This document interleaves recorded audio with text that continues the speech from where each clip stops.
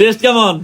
Test বলতে আজকের একটু অন্যরকম মজা লাগতেছে, কারণ গরম গরম নামাইছে তো একটু আগে। মধুপুর থেকে কাজ শেষ করে ধনবাড়ির দিকে রওনা দিই। রাস্তায় এত বেশি মাত্রায় কুয়াশা ছিল যে সামনে দেখাই যাইতেছিল না। ধনবাড়ি পৌঁছেই সোজা চলে যায় রজনীগন্ধা হোটেল এন্ড রেস্টুরেন্টে। সেখানে ঢুকেই সোজা চুলার বারে গিয়ে আগুন তাপানো শুরু করে দিই আমরা। এরপর ঠিক যে কারণে রজনীগন্ধা হোটেল এন্ড রেস্টুরেন্টে যাওয়া, অর্থাৎ শুরু হয়ে যায় আমাদের মেন্দা বোস।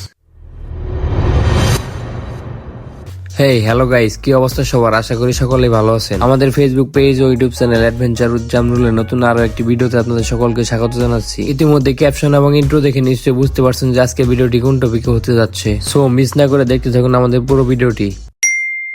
আমাদের ক্রিকেট টুর্নামেন্টের জন্য ব্যাট এবং আরো কিছু সরঞ্জামাদি কিনতে মধুপুর গিয়েছিলাম সেদিন রাতে। তো কেনাকাটা শেষ করে আমরা মধুপুর থেকে বের হবো, ঠিক তখন রাকিব ভাই বললো চলো আমরা ধনবাড়ি দিয়ে মেন্দা খেয়ে যাই। সাথে সাথে আমরা সরাসরি মধুপুর থেকে ধনবাড়ি দিকে যাওয়া শুরু করে দিই। সেদিন আমরা টোটাল 4টি মোটরসাইকেলে করে গিয়েছিলাম। তো বুঝতেই তো পারছেন আমরা বেশ কয়েকজন গিয়েছিলাম সেদিন। মধুপুর থেকে বের হয়ে আমরা টাঙ্গাইল টু জামালপুর হাইওয়ে ধরে ধনবাড়ির দিকে যেতে থাকি। সেদিন প্রচন্ড শীতের পাশাপাশি অতিমাত্রায় কুয়াশা ছিল রাস্তায়। যতই সামনের দিকে যাচ্ছিলাম ততই মনে হচ্ছিল যে কুয়াশার মাত্রা বাড়তেছে। কুয়াশার অবস্থা এমন ছিল যে একসাথে যাওয়া বাকি 3টা বাইক ঠিক মতো দেখতে পাইতেছিলাম না। শুধু তাই না, সামনে থেকে আসা গাড়ির আকৃতিও ঠিক মতো দেখা যাইতেছিল না। এমন কুয়াশাচ্ছন্ন রাস্তায় ড্রাইভ করে যাওয়াটা বেশ কষ্টসাধ্য হয়ে যাইতেছিল আমাদের জন্য। দেখতে দেখতে অবশেষে আমরা ধনবাড়ি এসে পৌঁছাই। ধনবাড়ি পৌঁছে আমরা চলে যাই রজনীগন্ধা হোটেল এন্ড রেস্টুরেন্টে। কুয়াশার মধ্যে মোটরসাইকেল চালিয়ে এসে সবারই প্রায় শীতে শোচনীয় অবস্থা হয়ে গেছিল। তাই তো আমরা রজনীগন্ধা হোটেলে এসে সরাসরি চুলার পারে চলে যাই আগুন তাপানোর জন্য। আগুন তাপানো শেষ করে আমরা খাবার অর্ডার করে ফ্রেশ হতে চলে যাই। ফ্রেশ হয়ে এসে একটা ফাঁকা টেবিল দেখে আমরা সবাই বসে পড়ি। এদিকে ফ্রেশ হয়ে এসে বসতে বসতে আমাদের টেবিলে খাবার চলে আসে। প্রথমে ভাত, এরপর সবজি আসতে আমরা সবজি নিয়ে ভাত খাওয়া শুরু করে দিই। এরপরই চলে আসে রজনীগন্ধা হোটেল এন্ড রেস্টুরেন্ট তথা জামালপুর অঞ্চলের বিখ্যাত খাবার মেন্দা। রজনীগন্ধা হোটেল এন্ড রেস্টুরেন্টের সেদিনে মেন্দাটা আমাদের কাছে অনেক বেশি ভালো লেগেছিল। এর আগে অনেকবার রজনীগন্ধা হোটেল এন্ড রেস্টুরেন্টের মেন্দা টেস্ট করা হলো, ওই দিন রাতে মেন্দাটা আমাদের কাছে সবচেয়ে বেশি ভালো লেগেছে। ছোট্ট করে রিভিউটা না হয় রাকিব ভাইয়ের কাছে শুনুন।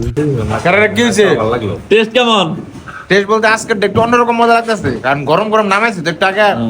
আমাদের আজকের এই ভিডিওটা এই পর্যন্তই। নতুন কোনো ভিডিও আসা পর্যন্ত সকলে ভালো থাকবেন, সুস্থ থাকবেন এবং আমাদের সাথেই থাকবেন। আল্লাহ হাফেজ।